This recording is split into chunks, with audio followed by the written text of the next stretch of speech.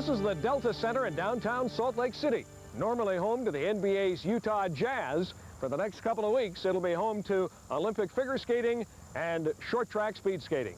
Hi, I'm Brian Williams. Welcome to Salt Lake City and our series, The Olympians. Tonight, we look at Canada over the years in Olympic figure skating. Tomorrow, it's men's hockey. Wednesday, women's hockey. Thursday, alpine skiing. And then Friday, it all gets underway as we'll have live coverage of the opening ceremony. If it's drama you're looking for at the Winter Olympics, you really don't have to look much further than figure skating.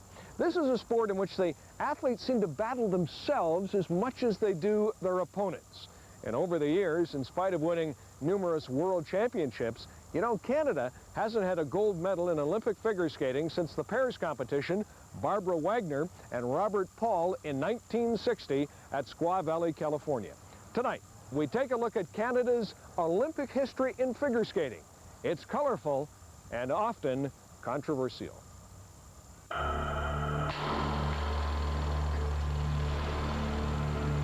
It's not a secret. You can't control the outcome. You do what you have to do to the best of your ability. Set aside all the times and opportunities that you have and train. And if you've done that, you're comforted in the fact that you could do no better. Accept what the terms are and go ahead and do it.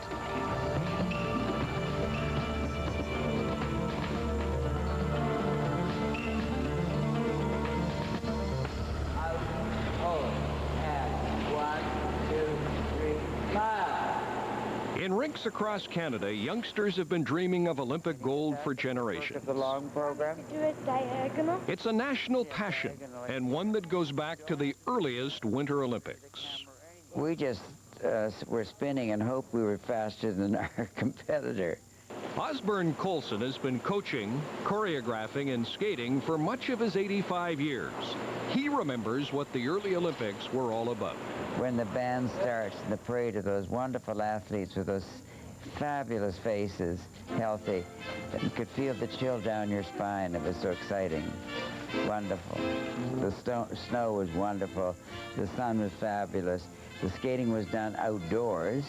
It really was a mystique because we never dreamt of making it. And we knew we didn't have the funds to get there. And it belonged mostly to Europe at that time. By the first Winter Olympics in 1924 in Chamonix, France, figure skating had already arrived as a prestige event. 4 years later, it found its first superstar in Norwegian skater Sonja Hennie. Only 15 when she won her first of a record 3 consecutive gold medals, Hennie's domination of skating was just one of many obstacles facing Canadians dreaming of Olympic gold. Don Gilchrist, a former Canadian pairs champion, recalls another difficulty facing our early skaters. It was always sort of a mystery there that they'd be going off to Europe and skating in these faraway places, and of course, quite different from now. In those days, they had to go by boat, and when they had to take a chance to go to a world, I mean, like they were taking a month off. It wasn't just like now where they fly in and fly out. And then they had to go to places there that they'd probably never been before. They're competing against people in Europe who see each other all the time. And so the Canadians who went over in those times, they were at a huge disadvantage, perhaps not having been seen for 2 or 3 or 4 more years. Constantly having to compete on foreign ice was made even more difficult for Canadian skaters by the European emphasis on technically demanding school figures. In the early days, figures counted for 60% of a skater's marks. They could, and did, determine many a competition well before skaters really got to strut their stuff in free skating. Legendary skating coach and choreographer Ellen Burka has been involved in skating for more than 70 years.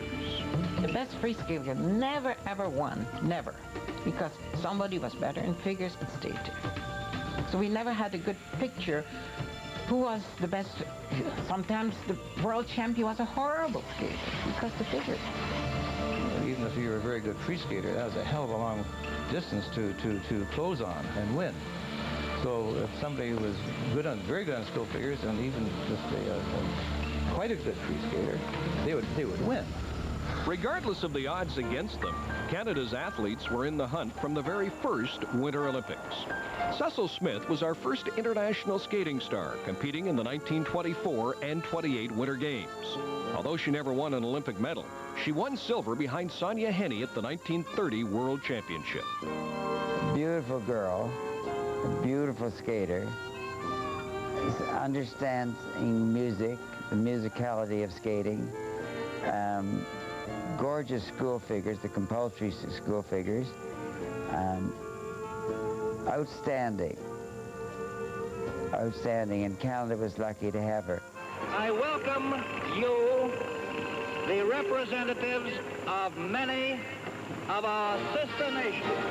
Canada's breakthrough at the Olympics came in 1932 when 7-time Canadian champion Montgomery Bud Wilson won bronze at Lake Placid. The dapper and athletic Wilson was a childhood inspiration to Don Gilchrist. He was a very, very handsome man, very lean. He was excellent, as I say, on school figures and free skating. Beautiful dresser, woman's man, and kept good care of himself, and was a very good competitor. So, like for me, as a small boy, he was an idol. I mean, as I said, if I want to be like somebody, I want to be like Bud Wilson. The early Winter Olympics were a period of optimism that would come to a thundering halt with the start of World War II. The Games would not resume until 1948, but when they did, it would mark the beginning of what many call the golden era of Canadian figure skating. As bombs were falling over Europe, the Olympics disappeared for 12 years. Many elite skaters fled Europe for North America and the ice shows that had become increasingly popular in the wake of Sonia Henne's Olympic and Hollywood career. She was, you know, the white mink coat, the whole bit, very glamorous. She was the world and Olympic champion, and she was, everybody was sort of in awe to see a person who then, after 36, went to Hollywood and had her white cord car and became transformed from a skating star to a star. In professional ice shows touring across North America, young innovators were bringing entertainment values and improvements in technique to the world of skating. Do these spreading of the fingers, it shows moving pictures. Among them, Canadian-born, California-raised Sheldon Galbraith. This is my first introduction to moving pictures. In his youth, Galbraith skated well enough to perform in the early days of the Ice Follies. He performed as one half of a brothers act. By the 40s, Galbraith was teaching flying for the U.S. Navy. He was also learning about the use of film as a teaching tool, a technique he would use years before other sports picked it up as a routine part of coaching. But it all stems from what was the method that we used in the war, the Navy training process. They used movies. And with these kinds of shots that we can slow down and make them still, we learn what is the timing that's missing in certain functions. In the Navy, we were trained at a 75th of a second to spot aircraft and spot ships on the sea and identify them in that time. In the world of split-second reactions that is figure skating, Galbraith's new take on coaching didn't go unnoticed. In 1946, he returned to Canada to teach at Ottawa's Minto Club.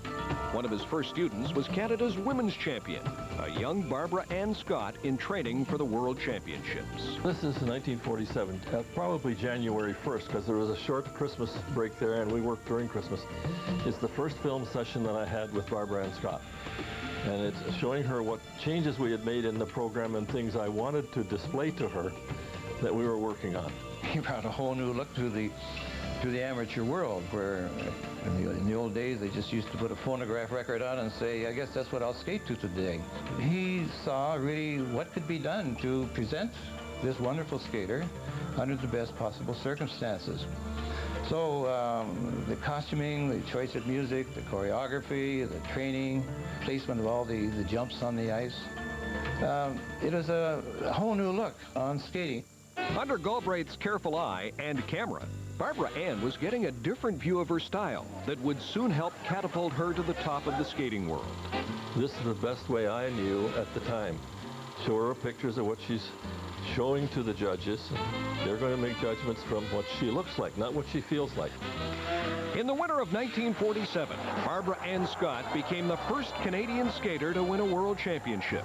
A year later, at the Olympic Games in St. Moritz, Switzerland, she brought her no-nonsense approach to the final day of competition. And they played 2 hockey games that morning, championship games, and they couldn't flood the ice or scrape it or do anything, so Sheldon Galbraith, my coach, took me and we skated or walked the whole area to see where the biggest holes and worst ruts were so that I wouldn't do a spin or a jump in that particular area. But it was not the best ice, but as I said before, it was the same for everybody. You learn not to complain. You learn to compensate and get on with what you have to do. Even when a Swiss military plane strayed into airspace near where the competitions were being held, Barbara Ann didn't bat an eyelid. When I asked Barbara Ann, and this is a quote, do you think you could skate that again? She says, why? And I said, because an airplane just dove down, and I don't know if he broke the sound barrier, but he made such a noise that if it upset you, I could ask for a reskate. She says, no, I didn't notice it. The other dominant skater of those 48 Winter Games was 2-time Olympic gold medalist American Dick Button.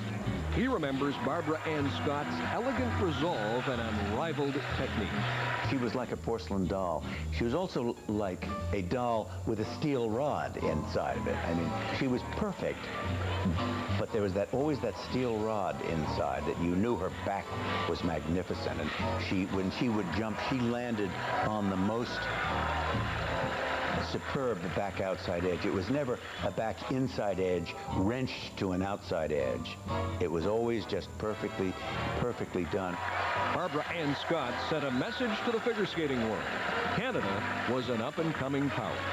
When Barbara Ann went to Europe and the other skaters came along, they came in dribs and drabs. They didn't all show up. But by 1948, they knew there was a cadre of tremendous talent development in North America. Among those new skaters was the groundbreaking team of Francis Defoe and Norris Bowden. They rode their innovative style all the way to Canada's first ever World Pairs Championship. Norrie had been a senior men's Canadian champion, and Francis was a junior skater, but a very colorful junior skater. Very creative, athletic, and this girl could relax like a cat. So the combination of Norrie being a stoic champion, solid, and the base for the pair, and this girl who was extravagant, colorful, musical, creative, gave a new outlook to pair skating in Europe. I think what we did is we took a lot of chances, and we also knew that we could not beat the Europeans at their own game. So with Norrie, Sheldon, and I, we developed a whole new type of pair skating, and we took the lifts, which had only been shoulder high to that point, we took them up and they became airborne. And we took some of the lifts that the Europeans had developed, but we put them in the air. They would swing the girl around behind their back and put them down. We took them up in the air and then turned, then came down. And we had a lot of new innovative type of lifts. We did the first twist lift, we did the first throw lift, and a lot of our things we did were really ones that we had invented, and it became kind of fun to see what we could do that was a little different. In 1955, Defoe and Bowden repeated as World Pairs champions, making them favorites for the Olympic gold in 1956. Their biggest concern, however, was not how they would perform, but how they would be judged. I knew that the skaters in Europe were not anywhere near a match to us. So all we had to do was what we already knew we could do and do it. But we had to get the acceptance of the judges in Europe because you need the majority to win. We came under quite severe criticism, as you say, because we were too athletic, which today is a bit of a chuckle because our skaters are so good now and they are very athletic. But during our era and after we left, they had a whole list of illegal moves. And the illegal moves that they cited very often were moves that we had introduced. The concept in Europe was stay on the ground, and this is the way we keep the thing going, and we do beautiful spirals together, and it's really junior skating. But the judges were used to that, and anything outside of that, at one time spinning was called acrobatic. So you have to recognize that you work for the majority of the people who are going to make you the champion, and they're going to make you their champion. And if you haven't got the idea that you're trying to win their vote, you're in the wrong contest. In 1956, the Winter Olympics were held in Cortina d'Ampezzo, Italy. And not everything was going according to plan for the reigning world champions. As they prepared to once again negotiate the sometimes treacherous shoals of international judging, the Canadian Figure Skating Association set them adrift. We were very disappointed in the lack of support we received from our own association. When there was an Olympic title at stake, they sent one judge, and it was a judge who was totally inexperienced, never judged internationally, never even seen us skate. And we went to the Olympic Association and we said to them, if we pay the way of a second judge who's experienced, will you allow him to go? And the Canadian Olympic Committee said, well, of course we will. But our association refused to allow it. Whether it was the pre-games controversy or not, Defoe and Bowden skated a subpar performance in Cortina and finished with a silver medal. Shortly after the 1956 Games, Defoe and Bowden retired from skating to pursue careers in judging. However, their criticism of the Canadian Figure Skating Association resulted in their being banned from judging for 5 years, a bitter disappointment that still stings. It was very difficult for us, and I think it followed us for our whole life. Defoe and Bowden may have fallen short of Olympic gold, but right behind them was another pair who would take that final step. In the post-war period. And the Games were a lavish mix of Hollywood showmanship and star power. But Canada had some stars of its own who would shine in the Olympic spotlight. Robert Paul, an elegant, powerful skater, and Barbara Wagner, his vivacious and acrobatic partner, had been groomed from day one to take up the mantle of Canadian pairs dominance. We were both members of the Toronto Skating Club, and Sheldon Galbraith put us together. And the theory was because I was meticulous, and Bob was sloppy, and Bob was strong, and I was weak. And he thought that putting the two of us together would help both of us. Coach Galbraith has a more flattering memory of what inspired him to create the pair. Barbara was very, I would say if the word is correct, effusive. She was a lovely little girl, bubbly, artistic, and rhythmic. Bob could jump both ways. Every double jump we had known then, including double axels. He could complement her into anything that you wanted to create in choreography. So we had a solid pair, not only from the physical standpoint, from diligence, and from the poetic, and also from musical and romantic. Quickly moving up through the ranks, Wagner and Paul were the culmination of Galbraith's work with pairs, both in their execution and their savvy in dealing with international judges. Sheldon was very sensitive of the judges might try to use the rules against us, so we paid very close attention, and the rules were rewritten. Like you'll notice Barbara gets snow on her head. Well, they were trying to say that was her balancing on her head, and they wrote a rule about that. So we tried to really mind our P's and Q's and do exactly what was expected of us. And they did, winning the Worlds in 1957, 58, and 59, the year before the Squaw Valley Olympics. And there was a lot of pressure when we left Canada, because Canada, having had the 3 world championships before that, expected us to win. And, you know, there's no guarantee ever. And I know my feeling was, oh my gosh, if we don't do this, we better not go home.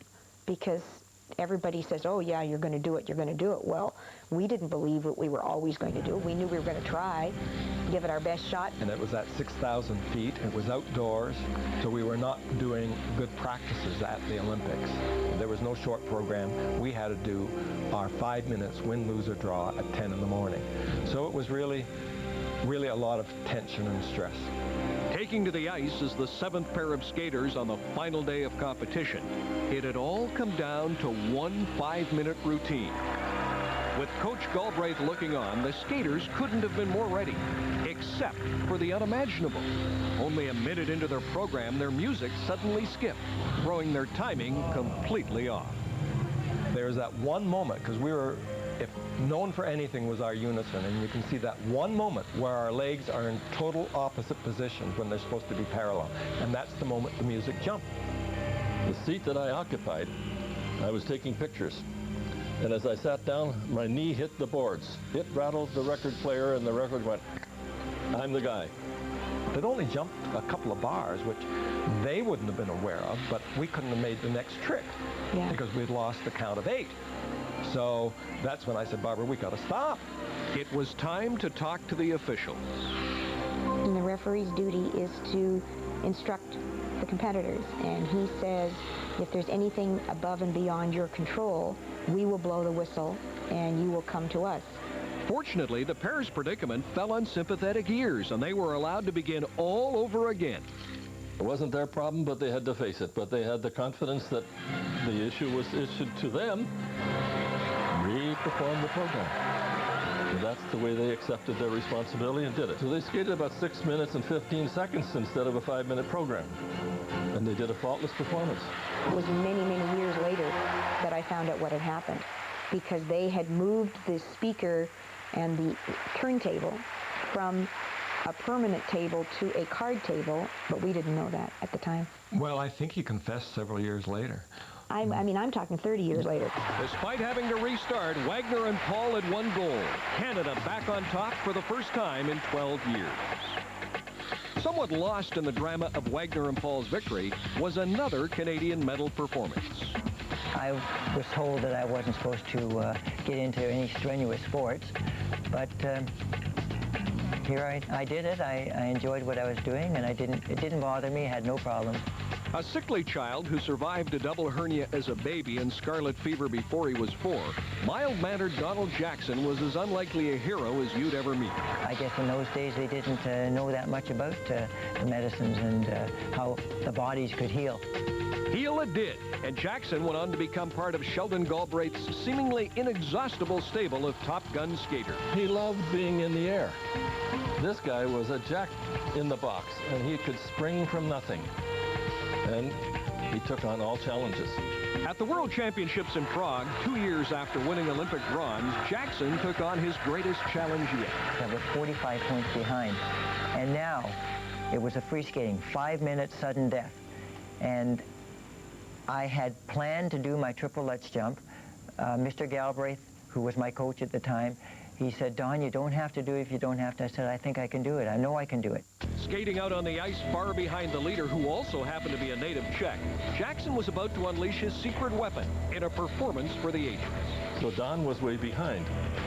And what Don had to do was deliver. He did. Spectacular fashion. 5 minutes after hitting the ice, Donald Jackson became the first Canadian man to win the World Championship, the first man ever to land a triple Lutz in international competition. For a country increasingly accustomed to great figure skating performances, many still rank it as the best.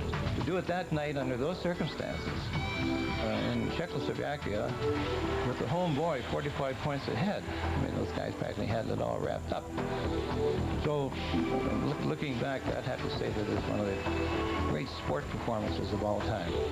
Following the '64 Winter Games in Innsbruck, where the remarkable Petra Burka won a bronze and Debbie Wilkes and Guy Revelle carried the torch of pair skating to silver, the golden era of Canadian figure skating was winding down.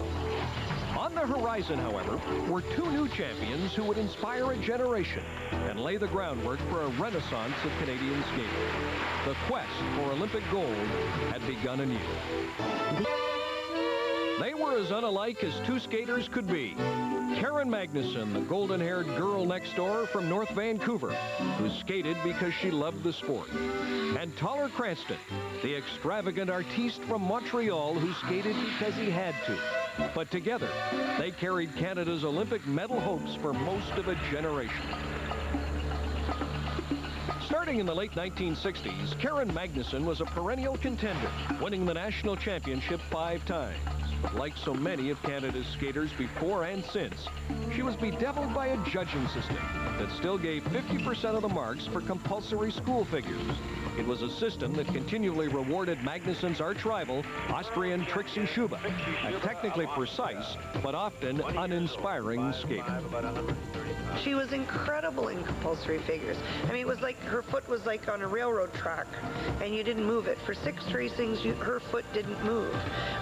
And, you know, it wasn't her fault that she couldn't do all the incredibly difficult jumps that, say, Janet Lynn and myself were doing at the time. But we were sort of that new era that was just starting to evolve. That evolution was taking place at a time when Canada, 8 years removed from its last figure skating medal of any color, and 24 years from Barbara Ann Scott's gold medal, was desperate for a champion. Good afternoon from Sapporo, Japan. This is Ron Chevrier with Ernie Afaganis, Bill Goode Jr. At the 72 Olympics, the dreams of a nation were resting on Karen Magnussen. Every day that Canada didn't come back with a medal, the reporters were at the gate when I came out saying, well, how's practice going today? We haven't won a medal. And that was how I was greeted every day when I either got to the rink or when I was coming out of the Olympic Village. Now 19-year-old Karen Magnussen of Vancouver, the Canadian champion, who at this moment is carrying all of Canada's hopes for a medal in these Olympics. There is no room for error. She must have a near-perfect routine. Can she do it? The ladies figure skating of the 72 Olympics was the last, almost the last event of the Olympics that Canada would have had a chance of winning any kind of a medal. Karen is skating for Canada's medal, perhaps the only one in these winter games. The pressure is on. Double axel, perfect. The weight on my shoulders was like nothing I'd ever felt in my life before. She seems very happy. She's smiling. Well, I knew that I had to skate really well, and I knew that I wanted to be on the podium. I mean, I was not talking in the top 5. I wasn't going to be happy with that. Great finish for Karen Magnussen. In the end, Karen Magnussen delivered. Not the gold medal Canada had been hoping for, but an Olympic medal just the same. Stay down, don't come up. 30 years later, her passion for skating untouched by time, her Olympic experience still means as much to her as the day she won silver. So what starts happening? I mean, just getting out there. I try and tell my young skaters, you're a winner just for getting out there. To go in front of 5 judges or 7 judges or whatever the level of the competition is, you're a winner just for getting out there. For Canada's other great champion of the 70s, a very different story was about to unfold. Toller is truly an artist on ice. He's one of the leaders of the new trend in skating in North America and Europe, where he's a little bit more creative and he uses dance techniques and he tries them too. Toller Cranston first arrived on the national stage in the late 1960s as a unique but still developing talent. He remembers an early competition where he won over the audience but left the judges divided. I had marks that went from near perfection, which was 5.9, to 4.2. That is first and last in a field of 17 skaters. Looking on with the other competitors was a young Karen Magnussen. And it was embarrassing. He was so new and had come out. I mean, remember sort of the way skating was before Toller Cranston. It's a monkey suit and a tie, and you know, and then here's Toller coming out flamboyant as he was. I mean, the world of skating didn't know how to handle him. Toller adds a little more to his artistic portion of his program, does he not? Through my tears, because I did a lot of crying after it, my crying wasn't the boo-hoo type. My tears were tears of frustration because I didn't understand what I had done wrong.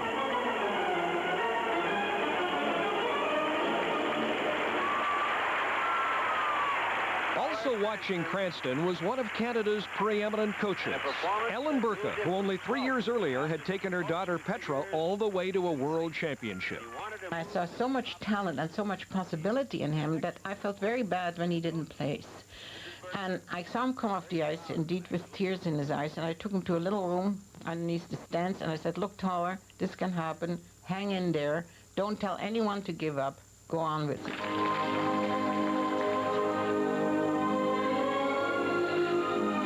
And Cranston became inseparable, the mercurial artist and the demanding coach crafting a new approach to skating. I had other men champions before, and I said, please raise your arm a little bit. Oh, no, I can't do that, Mrs. Burka. I mean, that's the way it went. They were very afraid to use their to lose their masculinity on the ice, so they never dared to do anything. In Toller's case, it was totally different. Toller dared to do anything. I was an artist that skated. I would have been going to École des Beaux-Arts in Montreal. So everything about me was fundamentally artistic and creative, even though it was all unconscious. It was like innate to my DNA. I would have been extremely sensitive to music and would have moved to the music in a way that probably was unmasculine, simply because it was free. And again, there would have been a feeling and a passion that would have been perceived as being androgynous, which again, in those days, men were men and women were women, and the two were so different. As conservative as the skating establishment was, by the 1976 Olympics in Innsbruck, Austria, Cranston was widely considered on the cutting edge of skating and a definite medal favorite. And he set a whole new trend. It's taken a long time for the judges and the judging world to accept that trend. But on the eve of what should have been his greatest accomplishment, things were starting to come unravel. Just before the Olympics in '76, the day that I arrived in Innsbruck, something snapped in me, and something that snapped in me was going really from, I guess, adolescence to adulthood. There's a look at Toller Cranston. I'm very curious as to what will happen to Toller Cranston. Toller had become critical of the Olympic judges and made his feelings public. People that simply because of seniority had moved up the ranks to become Olympic judges, but knew a 50th of what I knew. But my destiny was in their hands. Now I question his outspoken attitude as to whether or not the judges will take offense at that. Coming into the last half minute of I should have been there, like, charging the red flag, and I thought, like, why is an adult, like, charging the red flag, and why? It was a terrible mistake. Something happened. And certainly it was not to be. I think it's safe to say that it certainly wasn't the best performance I've seen Toller do. Verging on burnout, Cranston skated well enough to climb onto the medal podium. But in spite of a bronze medal, all he felt was disappointment. Truly the glory of a champion, the greatest accomplishment of any champion, is to win when you're supposed to win, which is what I didn't do. I was supposed to win, but I didn't. Although he would go on to a career as an influential professional skater, Cranston never did win Olympic gold or even a world championship, in spite of routinely winning the free skating program in competition after competition. Ever the renegade, Cranston chose to follow his muse rather than go for the gold. What it was having a kind of cathartic intercourse with music and movement and sport and athleticism, that you became the total instrument in which to express yourself and to skate. I wanted to be the complete instrument. That was my raison d'etre. That was what I was after.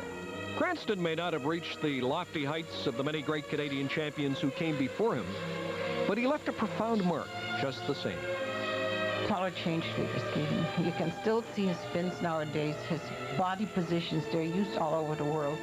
He really inspired skating totally, that nobody will dare to skate like a stick anymore. You have nowadays to use choreographers and people working with them, dance trainers, everything to make people more look like an art form. You have to. Skating has changed. Skating is an art form now, performing art form.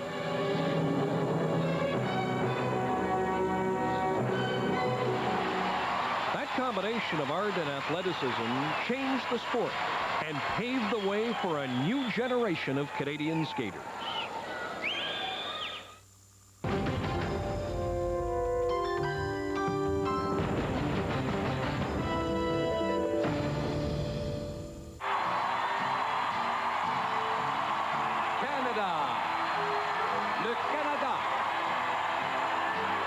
there was an energy in McMahon Stadium which was just incredible. And I don't think my feet touched the ground the whole time. And just as we were walking through the tunnel, people just saw the sea of red, and I got to lead them in, and it was just a huge honor. And to have world champion Brian Orser carrying Canada's flag surely sends the message loud and clear. He's our champion. He's our favorite for an Olympic gold medal. 1988, and the world came to Calgary for the 15th Olympic Winter Games. Canada had one of its strongest figure skating teams in years, led by Brian Orser, surprise silver medalist at the previous Winter Games and reigning world champion. I mean, everything was just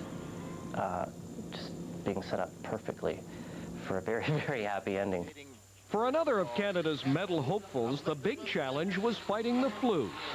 My objective by the time I got on the ice, both freestyle nights, was let's just get through this, let's get through it. You know, I didn't even know if I was going to make it through it.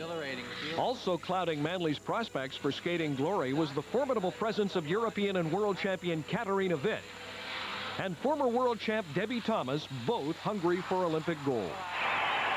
21-year-old Kurt Browning from the Royal Glenora Club. Near the eye of the storm, but just safely out of harm's way, was another young Canadian skater, one who was happy to settle for the experience of just being there. Oh yeah, 88, that was the party Olympics. That was the Olympics where the pressure was off.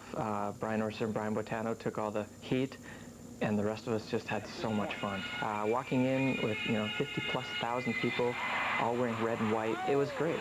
Skated well, had so much fun. So that Olympics was what your dream Olympics would be. Going into the final free skating program, the men's competition was razor close, with American Brian Boitano first and Brian Orser second. The pressure was intense. I watched Brian Orser and Brian Boitano in '88 go through that, and of course Orser was right in the middle of this frenzy. They both were, but Orser especially. Sandra Bezic is a former Canadian pairs champion. In 1988, she was in Calgary as part of Brian Boitano's team. For those who are in contention, the Brian Orsers, the Boitanos, I can't think of any pressure any greater. I really can't. I mean, when you walk through from backstage through to the blasting bright lights, the TV lights, and your heart just starts to pound. You got to control this and go out there and skate.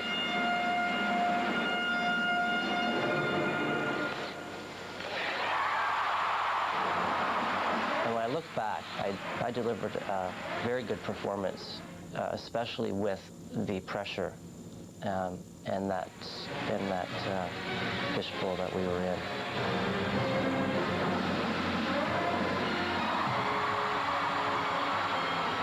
I look back at tapes, and it took me a long time. It took me over 10 years to even watch a videotape of it. But when I did watch it, I was quite shocked and really, it was like an out-of-body experience when I was watching it. So I was thinking that how could that guy step on the ice? I mean, even through the video, watching it all these years later, you could see and feel the pressure that was happening. And that guy was me. It was like it was somebody else. With the exception of one stumble, it was a near flawless performance. But on a night when his opponent was perfect, it was not quite enough.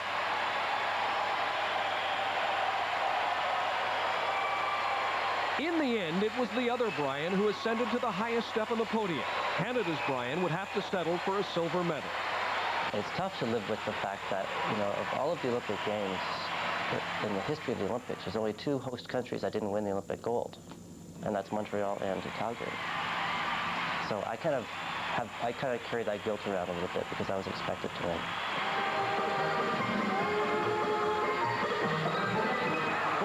Manly, different circumstances and different expectations.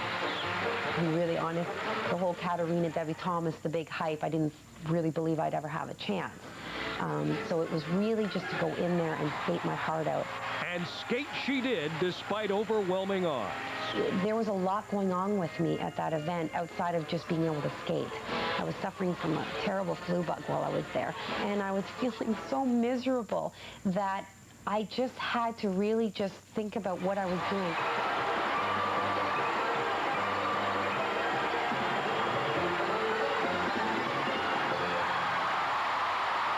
It wasn't until I finally finished, and that expression you see on my face is, I did it. And it was really not so much I did it, I won a medal, but I did it, I got through it. At the end of an almost flawless skate, another silver medal. Equally as surprising, but for different reasons. When I finished that moment on the ice, I could hear my mother's voice saying, everything happens for a reason. You will be rewarded some way. In some way, it'll happen. And she was right. Also in Calgary, Rob McCall and Tracy Wilson would take bronze in the ice dance to cap Canada's best overall performance ever in skating, but still no gold medal. In more recent Olympics, there would be other outstanding performances by Canadian skaters. Bronze in '92 and '94 from Isabelle Brasseur and Lloyd Eisler. And the high-flying ELVIS STOJKO's gutsy double silver medals in Lillehammer and Nagano. But there's still a sense that in spite of numerous world titles and more than a dozen Olympic medals, Canada has yet to return to the top of the skating world. And for Kurt Browning, the greatest Canadian skater to never win an Olympic medal, his advice to our Olympians is simple. A throwback to an era when Canadians were just happy to be there. To get caught up in the fun side, to get caught up in the colors and the excitement, to get caught up in other people's sports, to go ahead and meet people. Because if you try to block it out, you can't. It's going to just get inside you anyway. So just go there, have a great time, you're there. Just enjoy it. But for others, the will to win hasn't dimmed, as long as there's one more shot at Olympic glory. Something in my heart had told me I wasn't supposed to stop, to continue, to push through, to persevere. Sometimes you don't exactly know why, but you follow your heart anyways because you know it's telling you the right thing. So, you know, I'm following it, and I've had some ups and downs the last few years, but I don't know, for some reason I feel everything is going to work out okay.